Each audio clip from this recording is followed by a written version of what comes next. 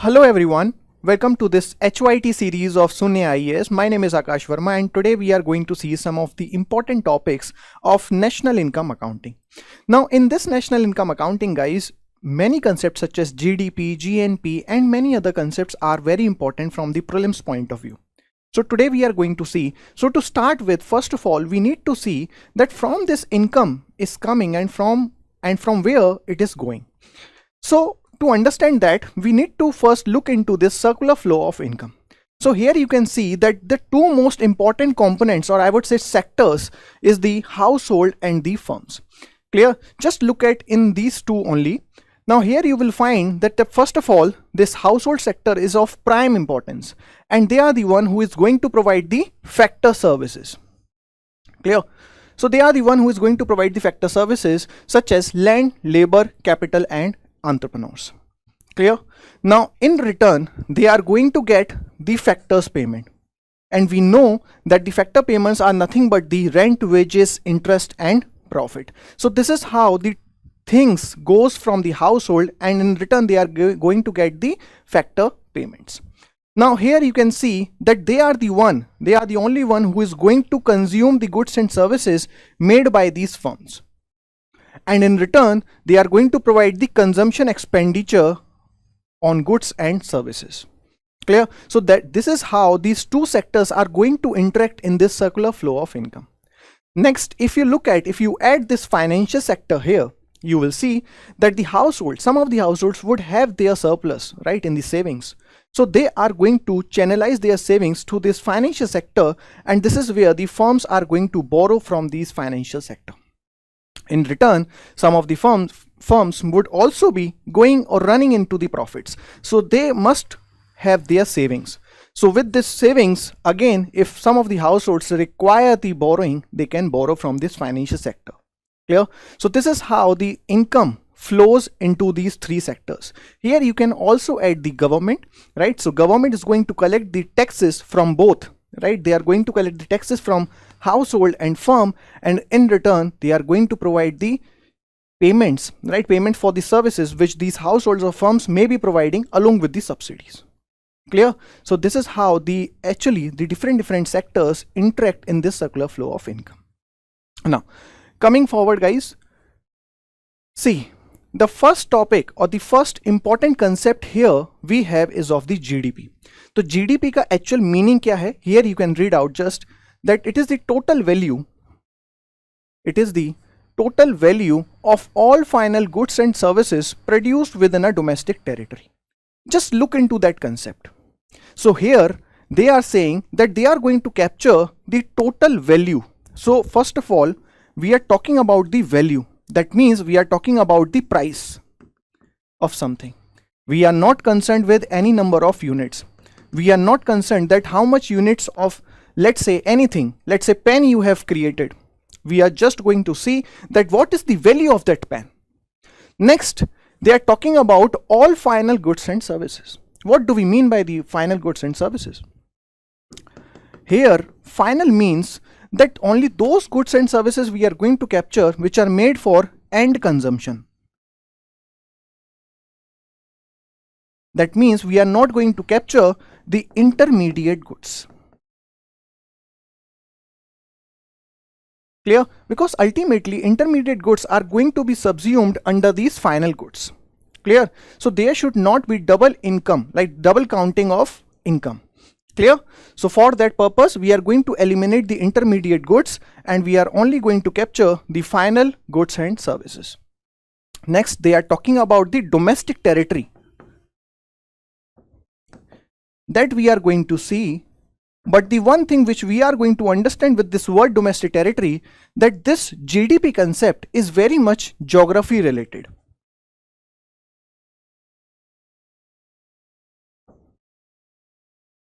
Right? So this is very much geography related.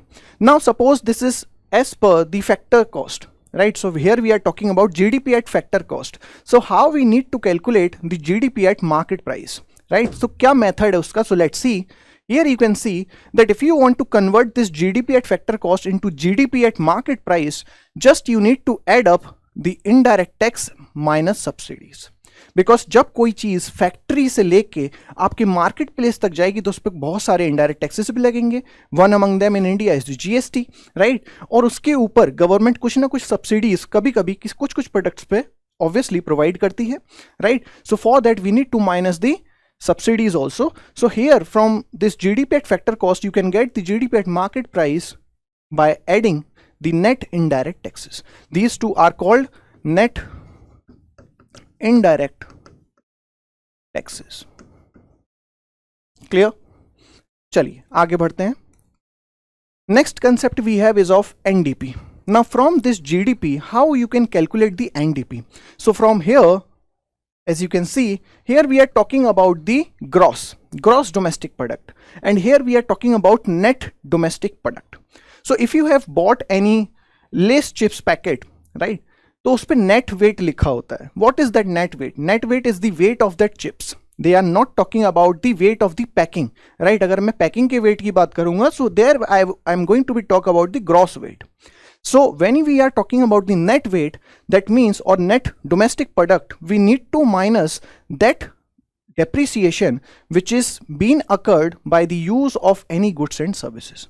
So here you can see that suppose if you have bought any car, right, of 10 lakh rupees in this particular year, अगर मैं उसकी बात करूं कि next year क्या वो फिर भी 10 लाख रुपीस की होगी? नहीं, because there must be certain depreciation. उसकी वैल्यू में कुछ तो गिरावट डेफिनेटली आएगी. Clear? So here you can see that if you minus the depreciation from this GDP you will get this NDP, and depreciation is nothing but the normal wear and tear by the use of the product. Clear? चलिए next you can see is the concept of GNP. So here we are talking about the gross domestic product. Here we are talking about gross national product. So that simply means national का बात करके इतना तो चलिए हमें समझ आ गया होगा that it is talking about it is the value of output produced by nationals of our country irrespective of the geographical boundaries. That suppose if this is a geography related concepts, it is a citizen or national related concept. Clear? Now how you can find out this?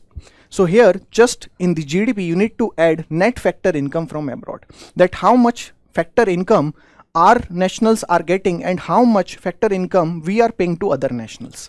Clear? So the actual value, the net value of that is called net factor income from abroad. Just add that into the GDP, you are going to get this GNP.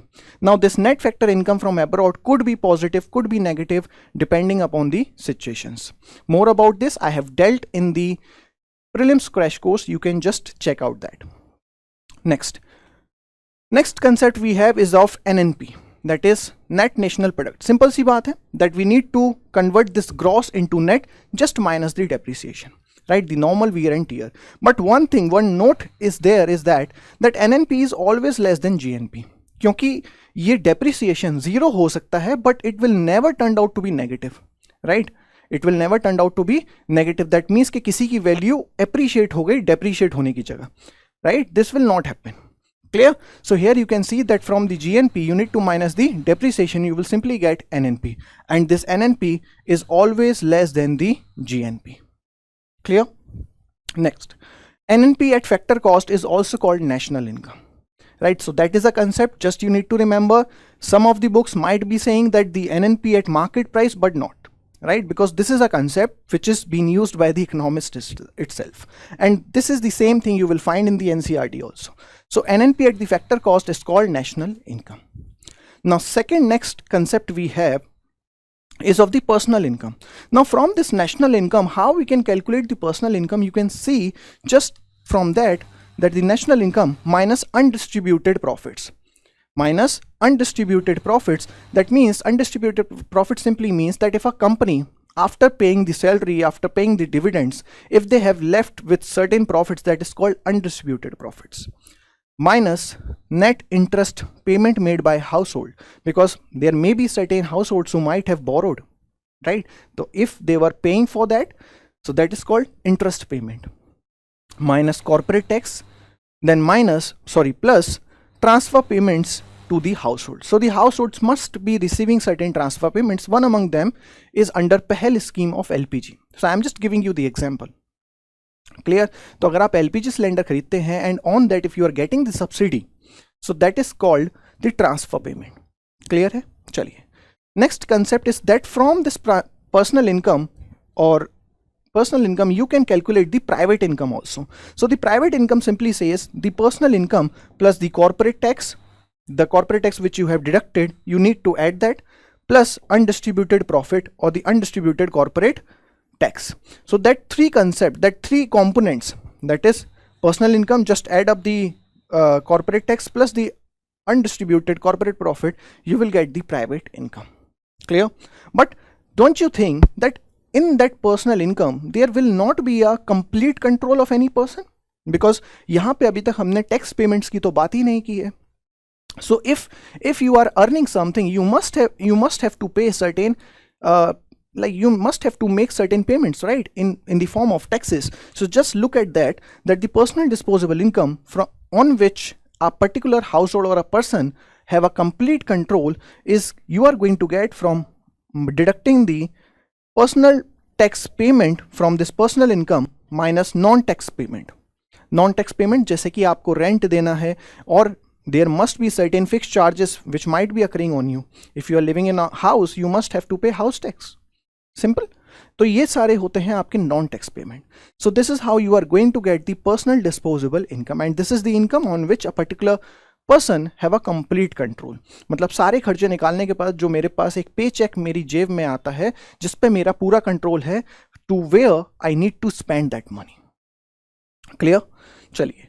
Now this is about the all concepts of this national income accounting. Next thing which was left, that the domestic territory. So what do we mean by this domestic territory? देखिए, first of all it includes the land and sea boundary, and from the land I am talking about the political boundaries.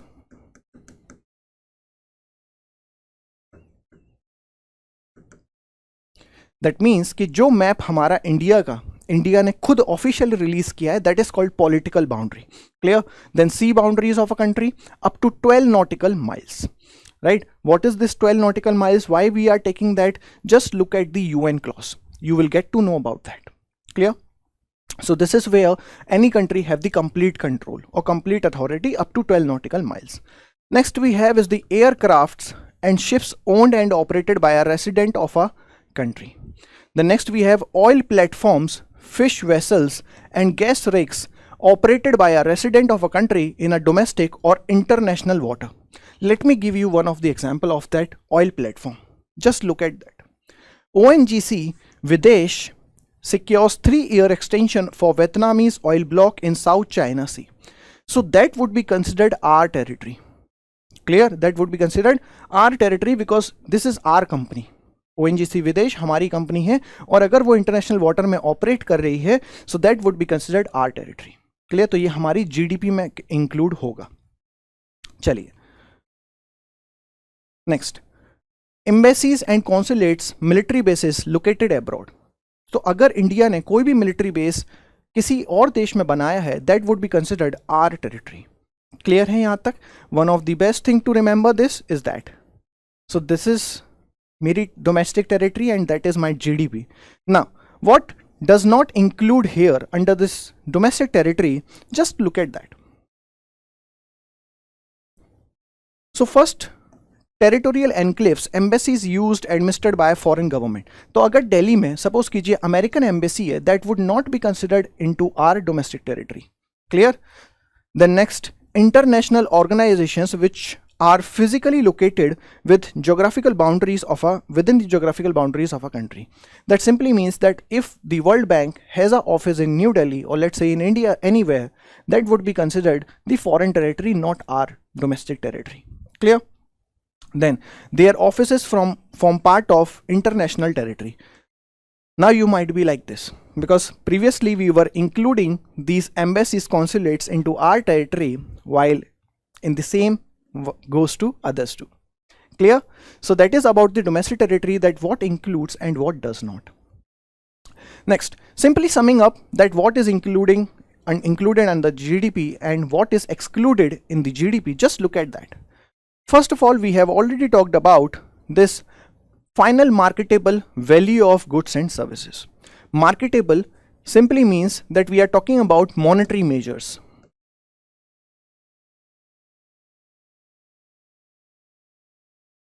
Clear? So final, to we know that final are those goods which are made for end consumption. Monetary measures, that means that we are not going to capture the barter system here, क्योंकि वहां पे कोई भी पैसे का लेन then नहीं होता. Clear? Next we are going to see that it includes all the production of goods and services where it's been done under the domestic territory. Then the prices which I have talked about here, the prices can be of two types. The first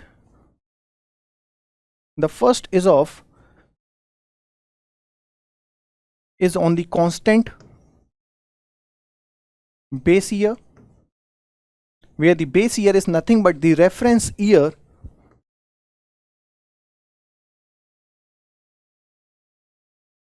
or benchmark year, or it could be in the current price.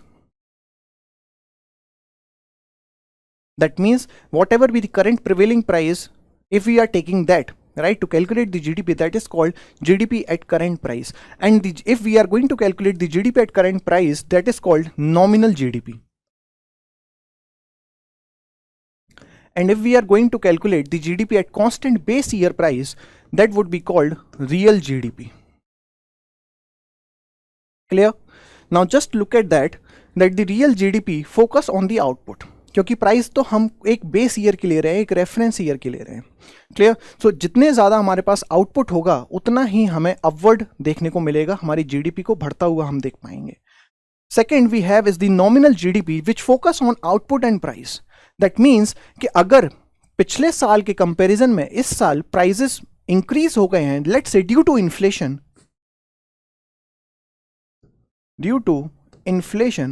then you can see that the nominal GDP might have increased, right? तो आप देखेंगे कि हो सकता है कि nominal GDP increase कर जाए, right? So it focus on both output and prices.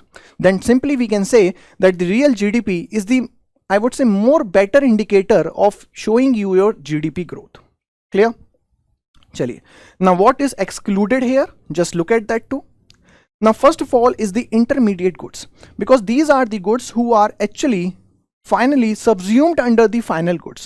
So why should we take into account these? क्योंकि लेने की तो जरूरत है नहीं, क्योंकि अगर आपने लिया so there would be double counting error. Clear? इसको हम बोलते हैं डबल काउंटिंग एरर अगर हमारे इंटरमीडिएट गुड्स भी एड अप हो गए फाइनल गुड्स के साथ. For example, suppose you are using the sugar in making the sweets. So if you are finally taking the price of sweets, that includes the price of sugar also. Are you getting? अगर मैंने sweets का price भी लिया और फिर मैंने sugar का price भी लिया which actually used in making that, then try to understand there will be double counting. Clear? Next, gain from resale. That means second hand products का कोई भी sale resale we are not going to capture under the GDP. Then next we have is the non-factor income. So we have talked about the factor income. What do we mean by non-factor income? Non-factor income simply means where there is no anything being asked in return. For example, if you are giving the gifts donation, you will not ask them to do certain works. Right? So gifts, donation, everything would come under this non-factor income. They are also called the transfer payments, where no economic activity is being performed in return of that money. Clear? तो अगर आप किसी को gift देते हैं, you does not mean to say that आपको इसके बदले में कुछ काम करना है. Right? So that simply means that the transfer payments. Then next we have is the household services, because there is no monetary measures involved. In India particularly, you will not pay your mother or maybe your father for your household services which they might be performing. Clear for you? So these household services will not be captured under this GDP. Next we have is the financial assets such as shares, debentures are not included in the national income, because whatever gain or I would say loss has been happening, it is just happening in the nominal values. Clear? Then parallel economy. Parallel economy simply means the use of black money and unaccounted money. And when you are not going to take into account that particular money, how you are going to capture that under GDP? क्योंकि आपके पास तो उसका कोई data ही नहीं है. Clear? That simply means that the parallel income will not going to be captured under the GDP. Non-monetary exchanges such as barter system. Clear? I have already told you that the barter system will not be captured under the GDP. Then next, the externalities. That means that suppose if while increasing your GDP, right? Suppose if you are destroying too many forest area, or let's say you are polluting your land, that will not be taken into account in this GDP calculation. So that is one of the major issue with this particular GDP calculation, and that is why it is counted as one of the demerits of the GDP. कि ये जितना भी pollution हो रहा है, suppose कीजिए we are talking about air pollution, right? आज हम लोग इसी के बारे में ज़्यादा बात करते हैं ना. तो if we are talking about the air pollution, suppose if in increasing the GDP, you need to set up, let's say, lot of factories which are polluting your environment, you are not going to capture that. Clear? So that is what we called the externalities, and they are not going to be captured. Clear? Chaliye. Now, what would be the method of calculating the GDP, which is being given by the NSO, that is National Statistical Organization. Now here we have the three methods of calculating this GDP. The first one is called value added method. That means if you are going to capture the value addition done on each stage of production, then that is what we called the GDP, right? If you just add up the value addition done on each stage of production. Now suppose here we have three sectors, right? तो कोई भी raw material जो जब आएगा, suppose कीजिए whether it is mining, it is coming from the mining, or whether it is coming from the, I would say, agriculture. तो ये हमारा कहाँ जाता है? प्राइमरी सेक्टर में.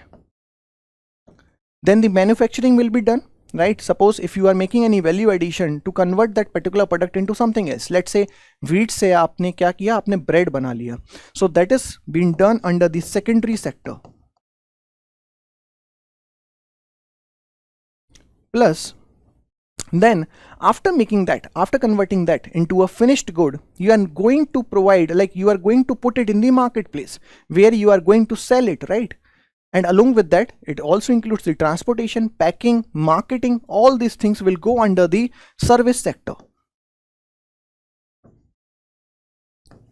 So suppose if I am going to add the gross value addition done on each stage of production in the primary sector, secondary sector, and the tertiary sector, don't you think that I am going to get what? The GDP.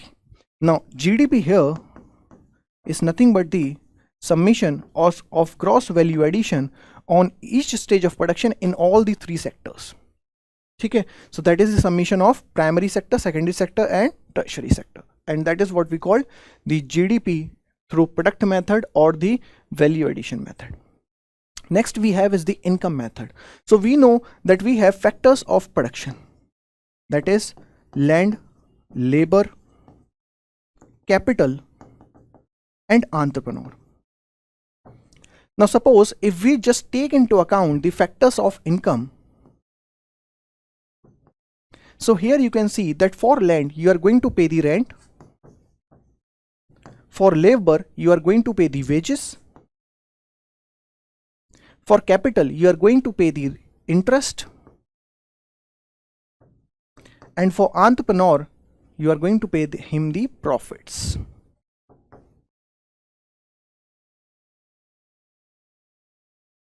Clear? So if I just add up all the factors of income gained by each factor of production, don't you think that I'm going to get the GDP? This is what we call the GDP here. GDP is equals to rent plus wages plus interest plus profit.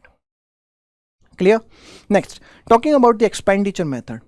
That means suppose if I add up the expenditure made by each individual person, right? Even the organization, everybody. मैं individual भी include कर रहा हूँ along with the organizations, right? So if I just add up the expenditure done by each and everyone, then don't you think I'm going to get the GDP? Now let's go into that. So here the GDP is equals to the consumption expenditure made by individual or the household, that's been represented by C. Then suppose if the firm is going to make any expenditure, don't you think that it will be considered as an investment? Whether they are going to pay the salary of an employee, whether they are going to get the working capital which is going to be used for day-to-day purposes, right? तो हर तरीके का consumption एक तरीके का उनके लिए तो investment है. because they wanted to increase the productivity. So here, along with that, the expenditure made by the firms is been considered as an investment. Clear? The next bigger entity is the government. So government also make expenditure. Just look at the fiscal policy, where we are going to talk about two things: the earning and the spending of the government. Are you getting? So if we are going to capture the expending of the government also, that is being represented with the G. Then last, the external sector, from where we are going to get certain products, and there we are going to spend our money in the import of certain products. So we are going to import also, and we are going to earn through the exports also. So just take it into account, that also the external sector, the net export, which is called. Clear? So all these, if we are going to take into consideration, this is how you are going to get your GDP. Clear? So these are the three methods of calculating the GDP through value added method, income method, and expenditure method provided by the NSO. So most of the time, if you calculate all the if you calculate the GDP by any of the method, you will get the almost the same value. But if there is any difference, in the value, right, then that would be called statistical error. ठीक है, उसको हम लोग statistical error बोलते हैं. Otherwise value तीनों का almost same आएगा. क्लियर है? चलिए, और statistical discrepancy भी बोलते हैं उसको. ठीक है. Next, the recent development in the GDP measure. So certain changes been made. So just look at that there is a change in the base year for calculating national income from 2004-05 to 2011-12. So that has been done. Then measurement of the growth of GDP at constant market price instead of earlier constant price. So previously the GDP has been calculated at the constant prices. Now we have constant market prices, right? So previously we were just taking the base year factor cost. Here we are going to take into account the base year's market price. Clear? तो उसमें indirect tax और subsidies का भी role आपको समझ आ जाएगा. The next we have sector wise estimate of GVA at basic prices. At basic prices instead of earlier factor cost, where the basic prices means the production tax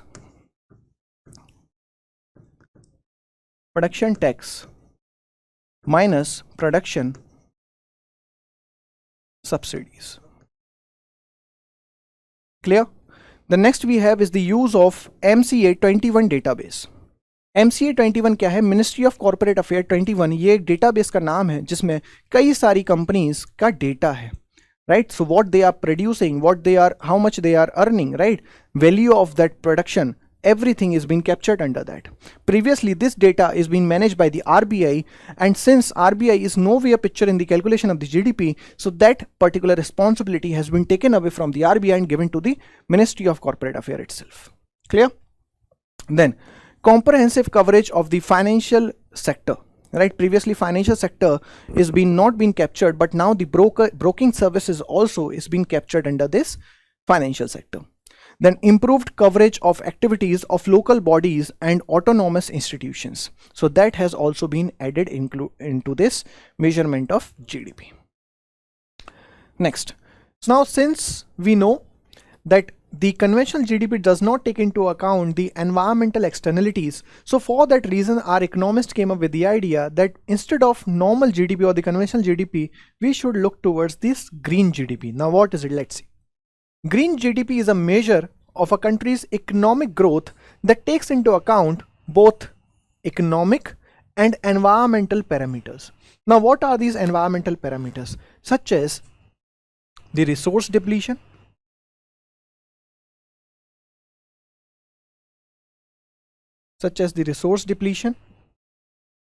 next minerals depletion,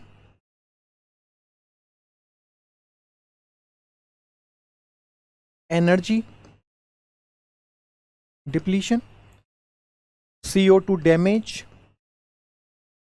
So all such component will be taken into consideration while calculating the GDP. So here you can see the formula. The green GDP is equals to GDP minus value of environmental degradation, and all these things will be included there. Clear? Minus the expenditure which is resulting, or I would say which you are making on cleaning up the pollution, and also the healthcare cost of pollution induced illness. So suppose if there is a lot of air pollution due to the running of particular type of industry, so you can understand that how much issues it is going to create for the people also who are living in the vicinity. Clear? तो उनकी health पे जो impact आएगा and the expenditure which the government has to occur for that would also be minus from the GDP. Clear? So this is how the green GDP would be calculated, which take into account the externalities of at least the environment. तो अभी भी पूरी externalities नहीं है, but at least the environmental externalities will be taken into consideration. Clear? चलिए, next topic we have is the index of industrial production. Now this one is very important. Let's see. IIP is used to measure the performance of industrial activities in the economy. Since we are talking about the GDP, तो ये कुछ एक दो indexes में लेकर आया हूँ, तो इनको समझना बहुत ज़रूरी है. Now here you can see that it is released by NSO every month. The base year for the calculation is 2011-12, broadly following the three sectors. Following these sectors are used for calculating the IIP. So here you can see that the largest weight is being allocated to the manufacturing, which is close to 78%, right? Then we have the mining. Here you can see the 14.37%, and then we have the electricity at third. So let's just write down in this fashion. Manufacturing is the largest, then we have the mining, and at last we have the electricity. Right? Do remember this particular sequence because the weightage could be asked. Okay, so this is about the index of industrial pollution. Next we have is the index of 8 core sectors. Now first let's see what is it. It is released by the Office of Economic Advisor, Department for Promotion. ये single ही statement है, Department for Promotion of Industry and Internal Trade. Now it measures the performance of only 8 important sectors of the economy. And what are these? As you can see, I have arranged them from increase to decreasing order, right? In the decreasing order. So the first or the highest weightage has been provided to the refinery product, that is 28%. Then we have electricity, then we have steel. The next we have is the coal, crude oil, natural gas. Then we have cement and we have fertilizer. So these 8 sectors is being covered under this index, right? And this sequence you need to remember. ठीक है, ये sequence आपको पता होना चाहिए. Refinery product, then electricity, then steel. So question can be asked, and even in the previously this type of question been asked, that which particular sector got the highest weightage in this particular category, right? तो ये सारे sectors आपको along with their weight, या मैं बोलूँगा कि आप एक sequence में इनको याद कीजिए, इसी sequence में याद कीजिए, तो आपके लिए चीज़ें आसान हो जाएंगी. Clear? So this brings us to the end of this particular lecture. So we have covered some of the important topics of this national income accounting. More about this will be available in the prelims crash course, so you can subscribe for that. Rest, let's see in the next class. Thank you.